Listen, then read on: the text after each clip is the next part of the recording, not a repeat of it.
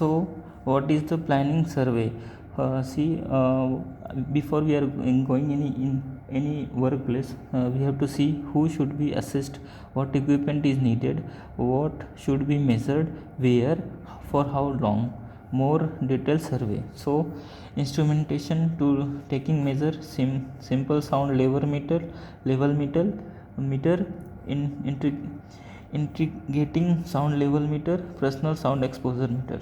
So this is the things which we have to carry on site to see the sound level. So the use of sound calculator to determine the mixed exposure.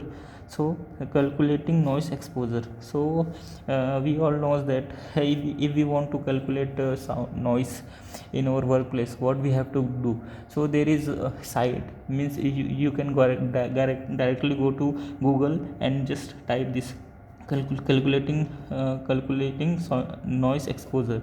So you can easily find there, and you can calculate use of equation, HSC calculator, and HSC ready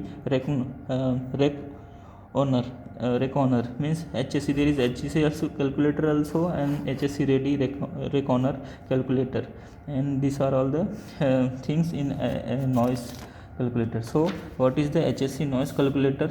See, the use of noise calculator to determine the mixed exposure. Means you can easily found in this website, British HSC online calculator. So exposure limit values. What are the exposure limit values? The lower exposure actions valves are a daily or a weekly person exposed to 85 dB A weighted. This is A weighted. A peak sound pressure of 35 dB is C weighted. You can easily see this is C weighted. C weighted means this is higher sound, so we can calculate C weighted, and A weighted is like 80 dB.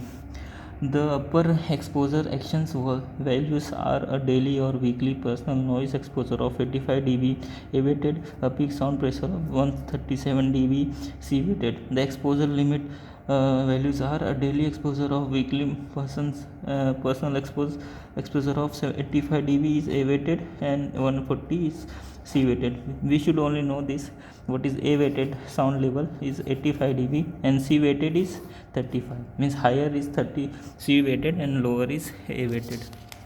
So the hierarchy of noise control. So how we will going to see? Means if we want to control noise, what are the hierarchy?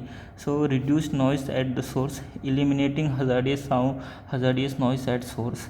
Means first thing is we have, if we want to eliminate hazardous noise, we have to do. So first point is elimination.